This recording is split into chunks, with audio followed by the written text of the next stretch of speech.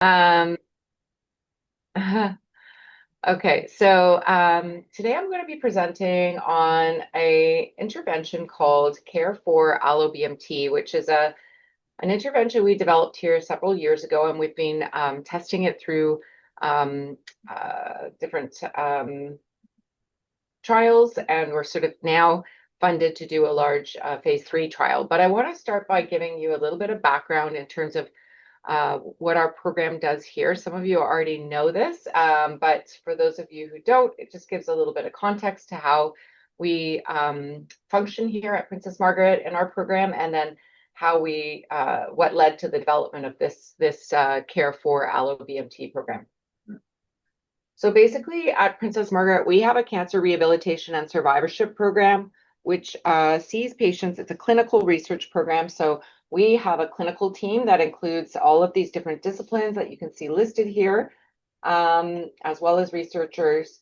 And we are a consultative program and see patients who are referred to us for cancer-related impairments and related disability. And we deliver care across all the different disease sites at Princess Margaret. So people will be referred to us either during treatment or after treatment when they're dealing with adverse effects of their treatment.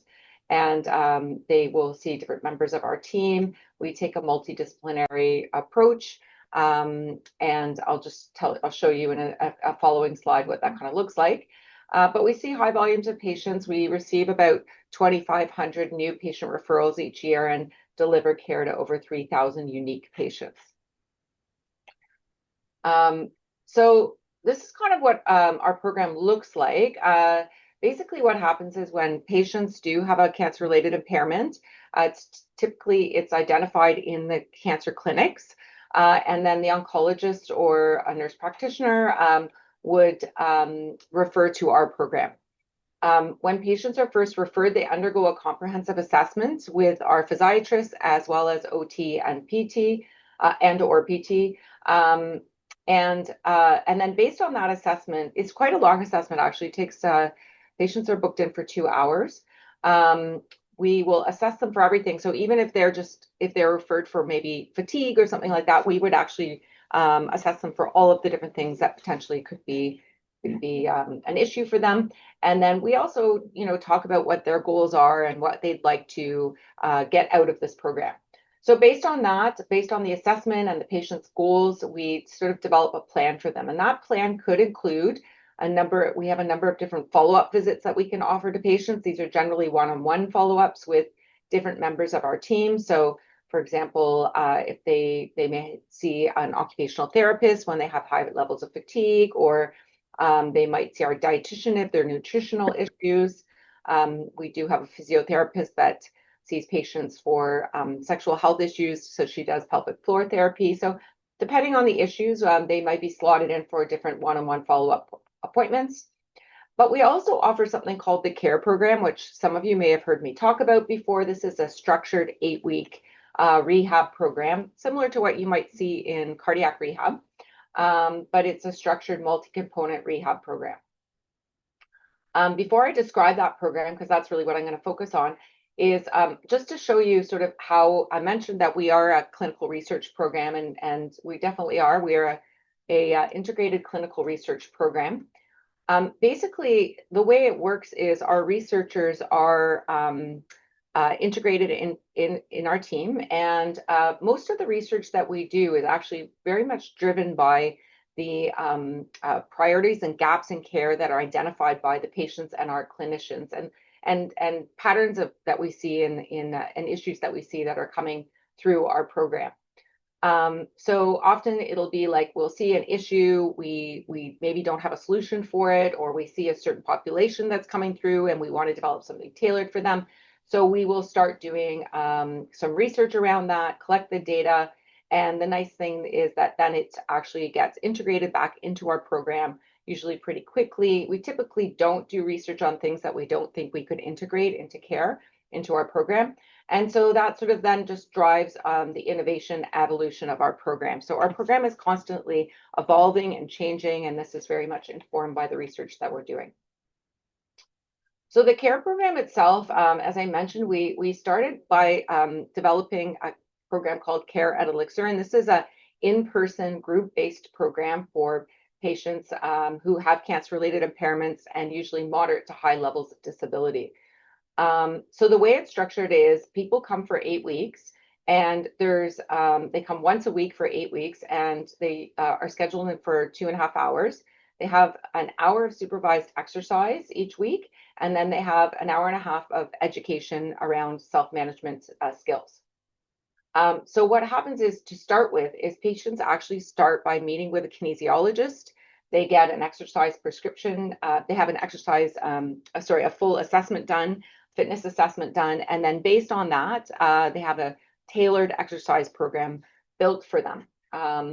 And then the reason for the tailoring is that, as you know, people come in all different sort of levels, first of all, with different impairments and different treatment histories and cancer history, but also people come in with different experience with cancer, with exercise. So some people come in and they've prior to having their cancer were doing marathons or triathlons, or were regular attendees at the gym. And other people come in who have never been to the gym or a gym in their lives, and they're fairly exercise naive. And so for these patients, like, they're starting at different points and have different confidence levels. So we sort of have to tailor based on that. Then, as I said, they come in each week. They sort of have, these are the different topics that we cover. They sort of they graduate. We reassess them at week 8. We progress their exercise program, and then they're meant to continue that on at home. We follow up with them at 3 months, and they have an optional 6-month follow-up if they'd like that. And we've evaluated this with, we published a paper of data of over 200 patients going through this program. Our main outcome for the CARE at Home was disability, measured with the WHO Disability Assessment Schedule.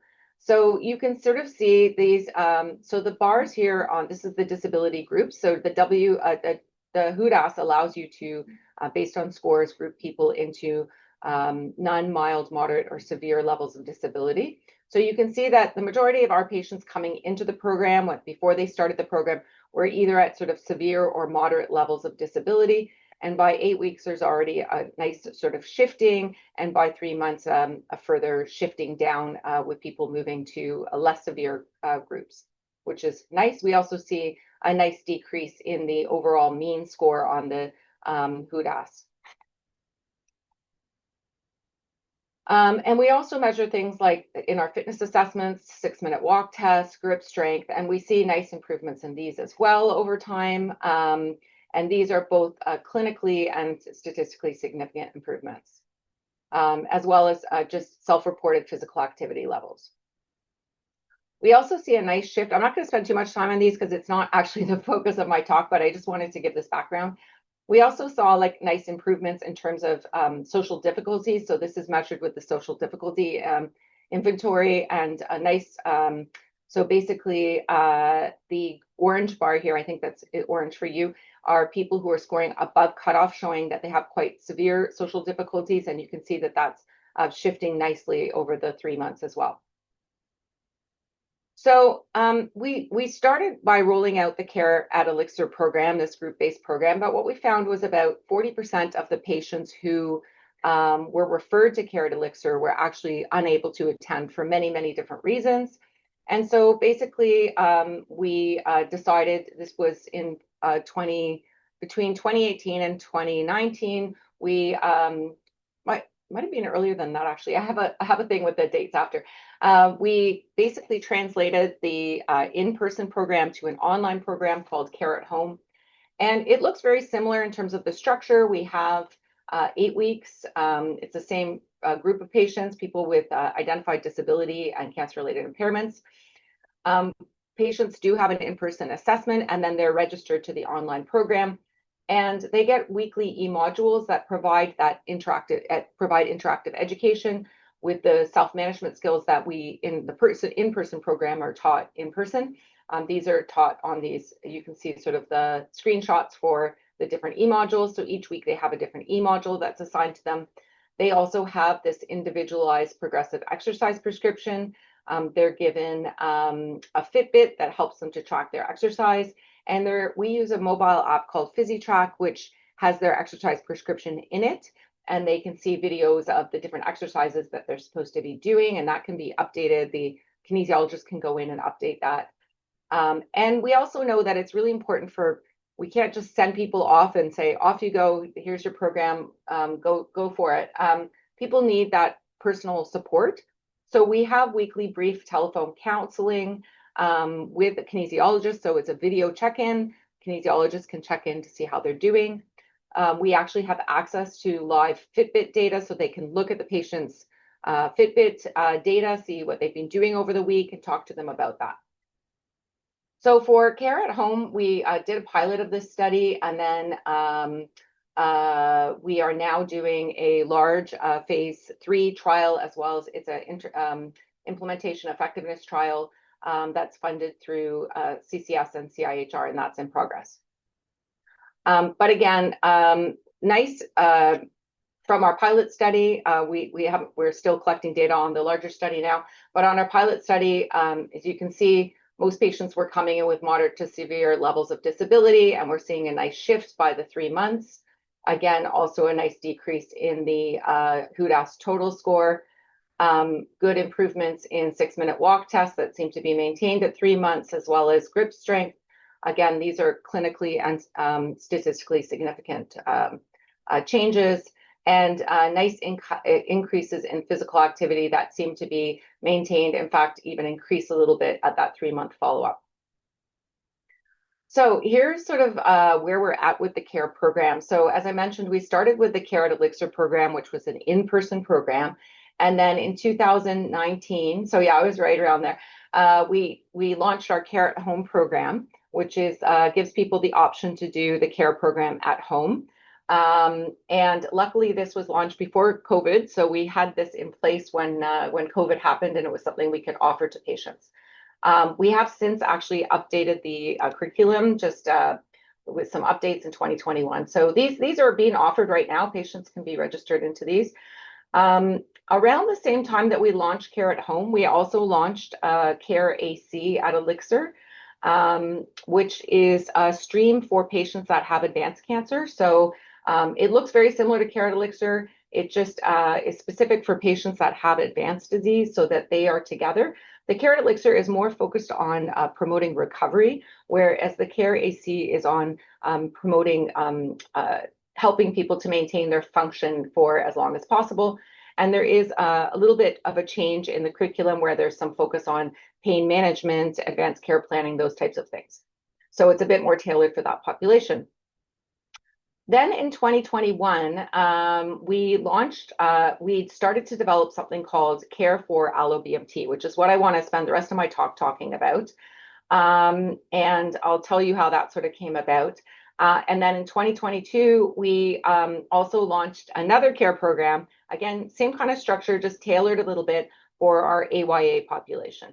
Again, just going back to how our team kind of functions as this integrated clinical research program.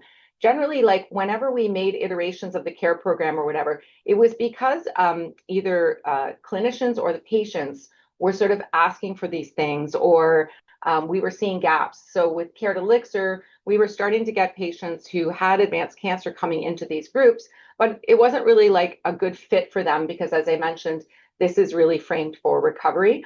And so that prompted us to do the CaRE-AC program.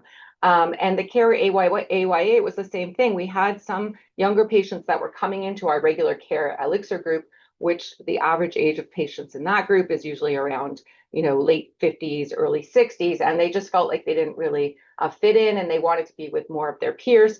And so we did a needs assessment and developed a tailored CaRE program just for them. So again, that's just like really due to the things that we're seeing and the trends that we're seeing coming into our program, and then we sort of respond and develop some research around that.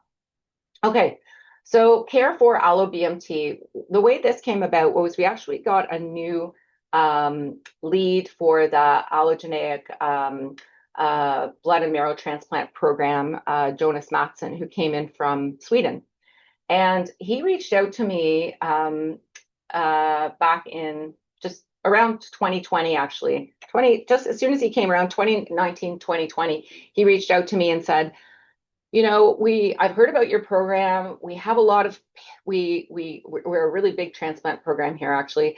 Our patients are just sitting around in their bed, and I want to get them up and let's do something to develop some rehab programming and for our patients. This is something that's really needed. So it was him as the clinician and the head of the program coming to us saying, this is a clinical need. So just to give you some background on AlloBMT, so allogeneic blood and marrow transplantation is a curative treatment for many different hematologic cancers, and its use has been increasing over the past few decades now.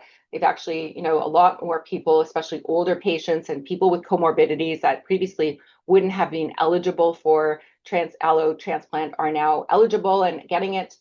And this is due to a number of different sort of enhanced medical treatment options and supportive care treatments that have allowed patients to have more access to this, and also has improved overall survival rates in this population. So at Princess Margaret, we actually deliver almost 250 allo transplants a year now. It's the largest transplant center in Canada for allo transplant. And so it's a large center.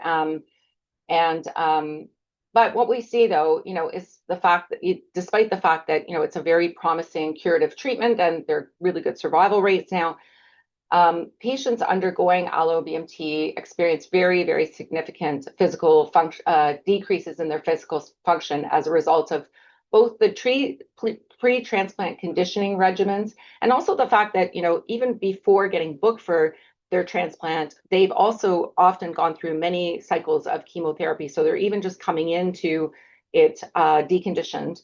And then we put them through these pre-transplant conditioning regimens and then the transplant itself, which really causes very debilitating treatment-related side effects, high levels of disability, and impaired quality of life that have been pretty well documented. So the way it works, at least at Princess Margaret, is typically patients are identified as being potential candidates for transplant, allotransplant. They have an initial consult during which they have a frailty and functional assessment done by the clinical team, the allo team. There's a discussion with the patient and about whether they want the transplant. And then if it all gets approved, everybody's on board, they get sort of booked for that. But between that time when it sort of gets booked and when they actually get admitted to the hospital, there's usually sort of a 4 to 8 week period where they're waiting. And that's because they're looking for donor. There's a whole bunch of tests that need to be done. All these types of things are happening. Okay, so then the patient gets admitted. They're usually in the hospital for about 4 weeks. There's a conditioning that happens, then the transplant. And then after about 4 weeks, they get discharged. And for the first couple of months, they're coming into the hospital quite often. So for the first 2 months, they're coming in twice a week. And after 2 months, it's 1 time a week for follow-up and just to monitor them.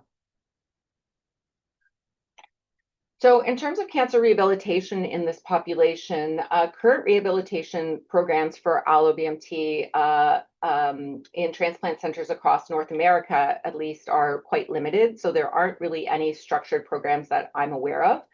And optimal management has yet to sort of, in terms of rehab, has yet to be established or standardized. But there have been some studies that have been published, and the results do appear fairly promising. In terms of like the impact of exercise and different approaches around nutrition to help patients. But typically they've taken like a unidimensional approach. So only dealt with like either just an exercise program or a nutrition program or maybe an OT intervention. But there is growing evidence that really underscores the importance of taking more of a multidisciplinary approach, which emphasizes the interconnections between sort of the physical, psychological, and socio-environmental factors to improve functioning and participation.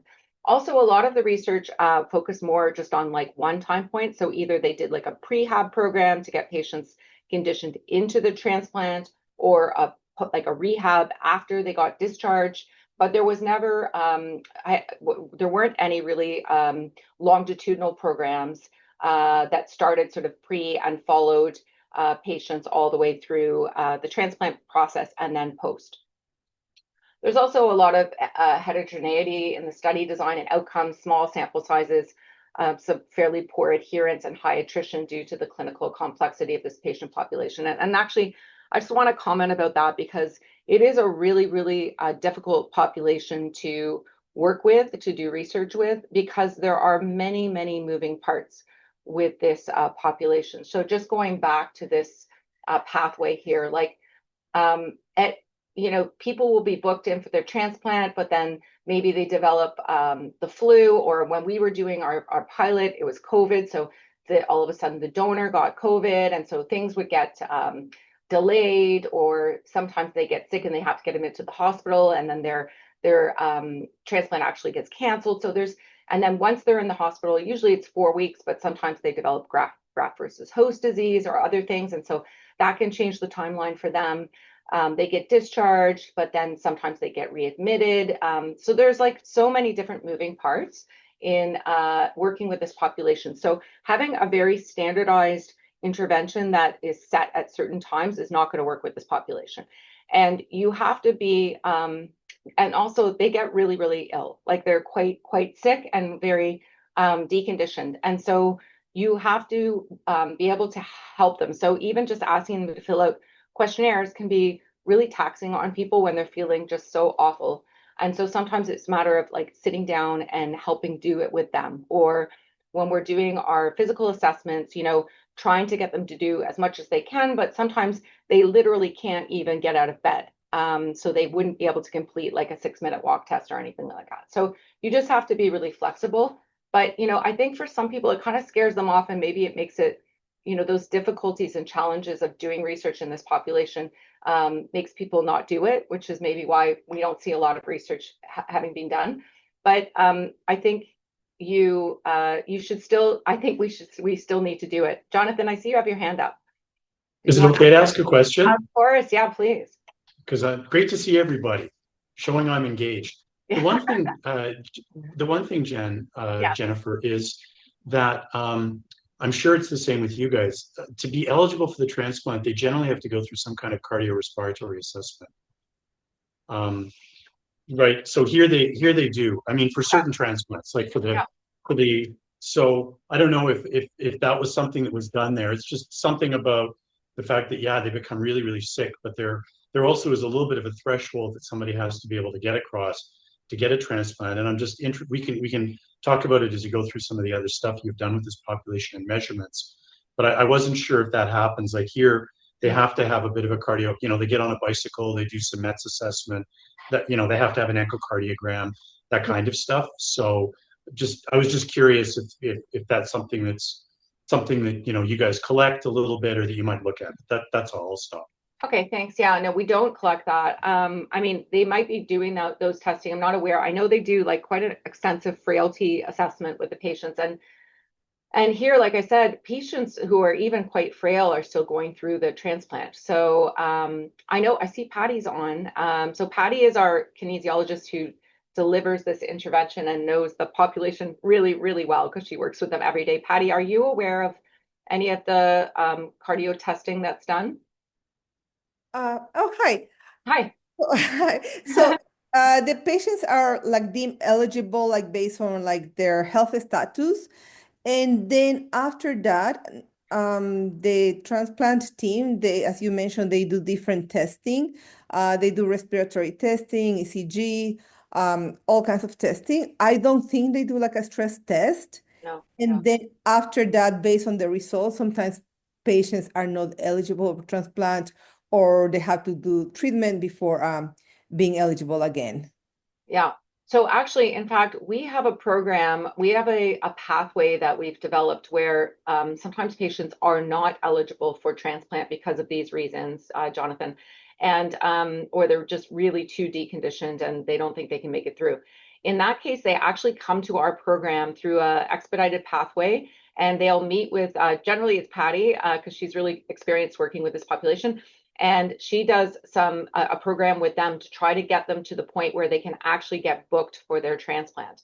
And actually, it's been quite successful. She's been able to get many patients from the point where they could not undergo transplant to be able to actually get booked for transplant. So So that's a separate pathway that's sort of separate from this. For this study, we're really looking at those patients that have been booked for their transplant. Okay, so the CaRE-4-AlloBMT was developed in collaboration with the transplant program. So we worked together with clinicians there to sort of, again, tailor the intervention. So, for example, like the nutrition module is very much tailored to the needs of this population. Same with the symptom management. But it is definitely adapted from our CARE at Home program. And so it is an online virtual program. And we use a lot of the same elements like those e-modules, the wearable technology, the app with the exercise prescription. Again, like with all of our things, we use a very person-centered strategy and this multi-dimensional approach where we're really targeting physical activity, but also trying to promote that self-management around managing stress. Like the nutrition piece is really important in this population. And then some of the common side effects that people will be experiencing.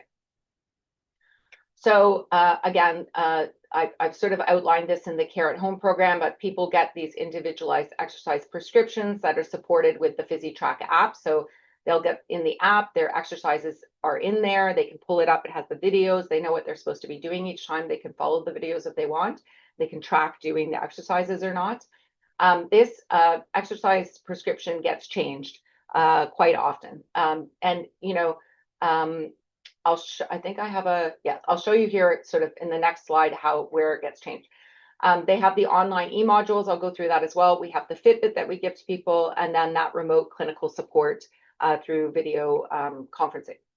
So basically what happens is when patients are booked for their transplant, we usually have about 6 to 8 weeks. During that time, if they are in the intervention, they would get a fitness assessment and they're put right away on a home-based exercise program supported with that Fitbit and PhysiTrack. And they are asked to fill out. So this was for the pilot.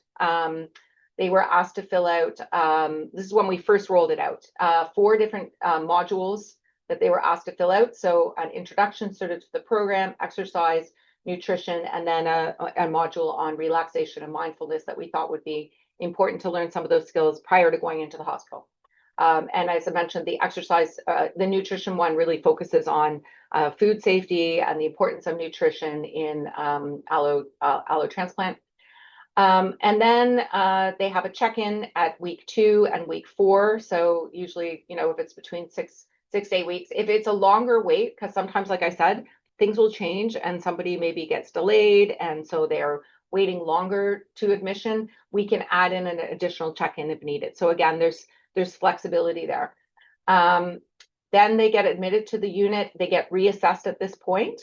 Their exercise prescription gets updated. They're encouraged to continue exercising while they're on the unit. So each room has an exercise bike. They're also given bands that they can use. They've been using those at home, and other equipment they can use. We have a little stepper. If people have a hard time with the sitting on the bikes, they can use like a stepper to move their feet. We also encourage them just to be walking around the unit, moving their bodies as much as possible. During this time, I don't have it here, but they are, Patty, who's the kinesiologist, will often sort of just pop in and see how they're doing and keep encouraging them to do that. So usually they're doing this inpatient sort of exercise over those 4 weeks that they're in the hospital. Again, we're monitoring them through their Fitbit, using their PhysiTrack, and then they get discharged. So for the pilot, we then followed them for 3 months post-discharge, where again, at discharge, they get reassessed. So just before their discharge or within a couple of days after discharge, we reassess them, re-update the exercise prescription. At this point, you often see where you've seen before, like usually nice improvements from sort of the first baseline up to the admission. You see usually a nice improvement in sort of the fitness outcomes. At this point, you've often seen a decrease. So things that people have gotten a bit more deconditioned, but hopefully in our intervention group, not as much. And then the goal is to sort of condition them back up. So then they go back to their home-based exercise program. They have a new exercise program. And during this time, they have a number of different check-ins with their kinesiologist, frequent they're fairly weekly at the beginning, and then they're sort of spaced out. And then they have a number of, this is again for the pilot, they had fatigue, managing emotions, brain health, social connectedness, and plan for the future e-modules that they completed.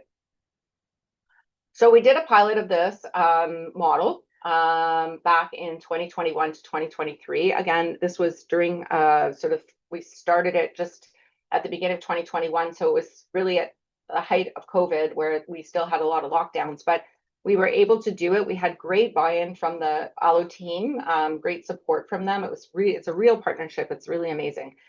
And we were actually able to recruit our patients in faster than we even had sort of anticipated in our timeline. So that's something, as all of you know, in clinical research, never happens. So that was really great. So this was a phase 2 feasibility study where really we were just looking at feasibility, acceptability, and safety of the intervention. And we compared it. It was a randomized trial. So we did have a sort of a standard best practice cancer care alone group. And we did have a bunch of different patient-reported outcomes, as well as those physical assessment outcomes as sort of secondary outcomes that we wanted to look at sort of preliminary efficacy, so getting estimates of the impact of the program. But it certainly wasn't powered to be able to detect changes. We just wanted to get estimates to be able to power a larger study. So we had 40 patients randomized. The plan was to randomize 40 patients to usual care and 40 patients to usual care plus the intervention. And data collection included, we collected quite a lot of different measures. So basically baseline assessment happened when people were first booked for their transplant, at admission, at discharge, and then 3 months post-discharge. So we had 4 assessment periods. And then at the end, we also did some interviews with patients who had gone through the intervention to get their feedback on the intervention and ideas of ways we can improve it.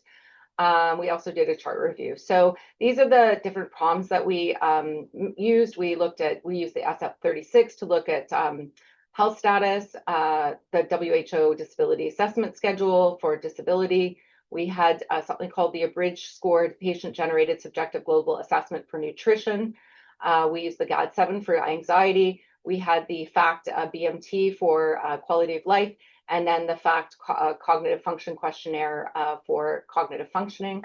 And then these are the physiological outcomes that are measured during the assessment. So it kind of serves a dual purpose because patients undergo this physiological testing, which helps to inform their exercise prescription, but also are outcome variables for us too. So we look at things like upper and lower body strength and aerobic functional capacity with 6-minute walk test.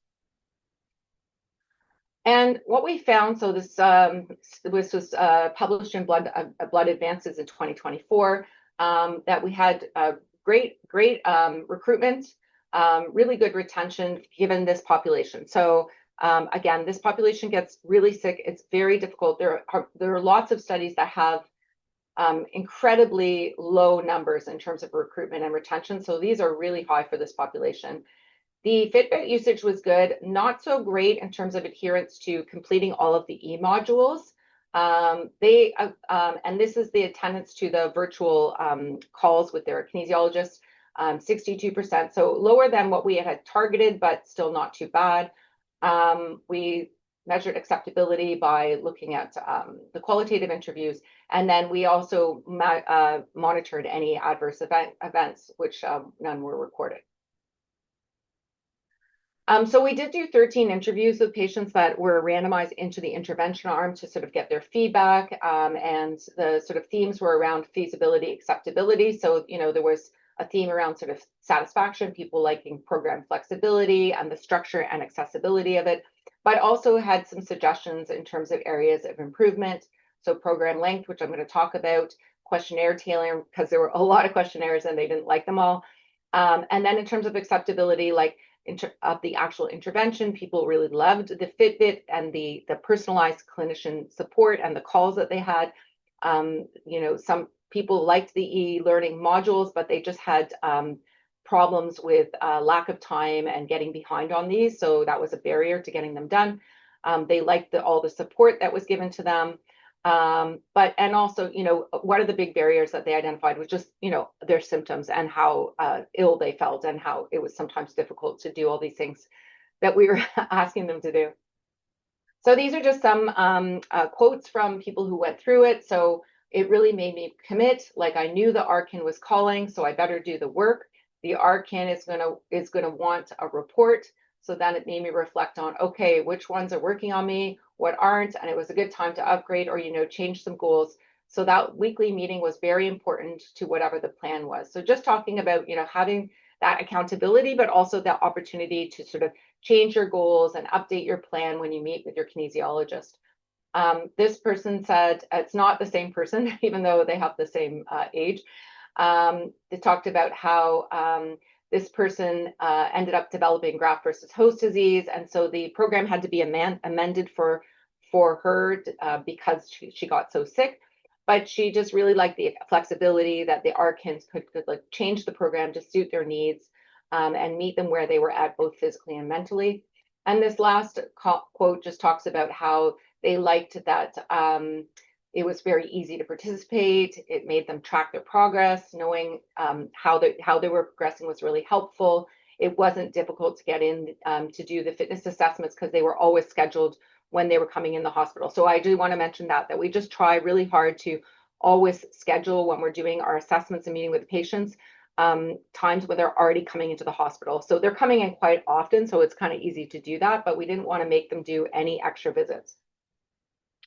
But there was also a lot of great feedback that we got from people about ways that we can improve. So one of the first quote was, and this wasn't the only person who said that, actually we had quite a few people talk about how they really wish the program went longer. So as I said, it ended at 3 months, which is the time point that patients were saying it was when they were starting to feel a little bit better at that point. And when they could really start taking advantage of the exercise program, and it kind of ended at that point. And so they really were advocating for the program to be extended to 6 months from discharge. The e-modules. What happened was the e-modules were locked. So if you had to complete one, and then once you completed it, you could go on to the next one. And people found that like if they missed a week, and then they were like behind a couple weeks or something on their e-modules, they would have to like catch up on all of them. And they found that really frustrating, and it was like stressful for them. So they asked if we could unlock the e-modules so that maybe there's a week where they have a bit more energy and they can do a couple, or they could choose a topic that's more relevant to them at the time so they can move the order around a little bit. So we did that as well. And then in terms of the outcomes, so we had I had that list of measures that we included. We had a lot of measures that we asked people to do. It was a pilot, so we were just kind of like looking at what might be the best measures to use. There was like, for example, we were asking questions about like social functioning and stuff like that. And for these patients, because they're often immunocompromised, especially this was in COVID, they were like, you're asking me all these questions about like going out and being with other people, but I can't do that. So it's completely irrelevant. So they found like some of the questions were frustrating for them to have to answer. Okay, so in terms of the secondary outcome measures, I'm not going to report them all, but everything was quite encouraging. Obviously, as I said, it was not powered to detect statistically significant differences. Really, we were looking effect sizes and treatment effects in order to be able to sort of power a larger study. But what we did see, like in terms of the SF36, so the like physical components score, which is like an overall score, the physical outcomes measure items, we saw really high, like great effect sizes at discharge, and then at the 3-month, still very good effect sizes and really good treatment effects. So these are very clinically significant changes in score, differences in scores between the intervention and control arm. And we saw it also with the FACT-BMT and some of the physical outcomes like the sit minute, 30 seconds sit to stand test. All to say, and like I'm not going to spend too much time on that, but all to say that these were really encouraging findings. Some of the other measures, like our cognitive measure and the nutritional measure, There was a lot of variability. People also didn't like to do them. So we decided that we were going to drop those ones because we didn't really see much of a change. These estimates were used really to inform our phase 3 RCT. But we learned, I think more importantly, like through the interviews and the experiences of our team, like actually running the study, but also the patients going through it, lots of things that we wanted to do, sort of optimize both the research design as well as the program itself. So as I mentioned, we unlocked and spread out the e-modules. There was an e-module on social connectedness that we removed. We extended the program to be 6 months post-discharge as they asked. We removed unnecessary measures to decrease burden. We decided moving forward to use the SF-36 physical component score as our primary outcome. And then because we did the pilot, we were able to sort of get good estimates of the attrition that we could then account for in our sample size calculation for our larger trial. And then just made a few program changes to just try as much as possible, try to decrease burden. So you just want to make it as easy as possible for people to take part. We also decided that we were going to stratify because they are doing this frailty assessment, we wanted to stratify moving forward, stratify for a larger trial, our frail, pre-fail, and fit groups. So we put in a grant to CIHR September of 2024. And it was around this time last year that we found out that we were funded, which is fantastic. So we got funded to do a type 1 hybrid effectiveness implementation trial of the CaRE-4-AlloBMT program. And so there are two objectives to this because it's a hybrid trial. So the first objective is, which is the main focus, is effectiveness. So to determine the effect of the CaRE-4-AlloBMT program versus usual care on our primary outcome, which is the physical component summary or score at 6 months post-AlloBMT compared to the usual care. And also secondary look at disability, psychosocial functioning, nutritional status, and physiological outcomes. And we added a bunch of transplant outcomes as well as secondary outcomes. But the second objective, because it's a hybrid study, is to start looking at some of the implementation factors. So with the goal of informing future implementation efforts, maybe developing like a toolkit for other centers that may want to implement this in the future. So I'm not sure how familiar you all are with hybrid studies, but they're a really nice way to sort of speed up knowledge to implementation because it can take decades to go from an idea to actually implementing into care. So the aim of hybrid trials is really to better align research and practice. There's different types. There's type 1 where the primary focus is on effectiveness. And then type 2, where there's sort of like a balanced focus on effectiveness, but also implementation strategy. And type 3, where it's really more focused on the implementation piece. So we're doing type 1, which is widely used to guide the evaluation of complex interventions. And it allows us to, at the same time as evaluating effectiveness, we can start identifying key factors influencing the implementation of this intervention in real world settings. As I said, it promotes the study of implementation earlier into the research process, which is good in terms of speeding things up.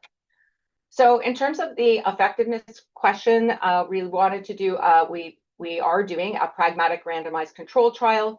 Pragmatic trials are undertaken in sort of real world settings and place a greater emphasis on external validity and generalizability. With this population, you actually really just have to do take a pragmatic approach because, as I said, you can't really have things completely structured because there's just so many moving parts. And then for the implementation, we are going to be conducting a process evaluation guided by REAIM and the Paris implementation science frameworks to inform future implementation efforts. And the goal would really be to sort of, as I said, to sort of like have a toolbox at the end of this. So we are going to be recruiting 200, and the study just started in October. So I don't have any data for you, but our goal will be to recruit 208 patients. And we have added this 6-month post-discharge assessment to the study. So it looks basically the same as before. Some of the outcomes are a little bit different, but basically the same. We're also looking at initial length of stay, readmissions, total days in hospital, transplant-related mortality, and overall survival, in addition to our PROMs and our physiological outcomes. We always continue to monitor safety, and that 6-month post-discharge assessment is our primary outcome now, time point. I won't spend too much time on this because I do want a couple minutes to save for questions, but as I mentioned, we are taking a pragmatic approach, and the idea really is that ideally clinical trials are embedded within a system of healthcare delivery where the evidence is rapidly and continually fed back into clinical care. And as much as possible, our research really reflects real world settings and real world clinical practice so that it can be implemented and it actually solves practical problems in the real world. So pragmatic trials are really, the idea is that they are designed to study health interventions in as much as possible real world settings that are similar or identical to the one in the intervention to what you ultimately are hoping to implement into practice at the end. But there is a continuum. Generally studies aren't completely pragmatic. So there's a sort of pragmatic explanatory continuum where, more of our traditional, very structured randomized controlled trials with very, very strict eligibility criteria and strict sort of standardized protocols would be more on the explanatory side, whereas pragmatic, it allows you a bit more flexibility. So you can use these, there's this thing called the pragmatic explanatory continuum indicator summary, which really is helpful because you can go through the different parts of your study and sort of think about how much you want to lean towards explanatory versus pragmatic. And again, it is generally a little bit of a balance, because you still want to be able to say, say that your intervention did actually cause these results.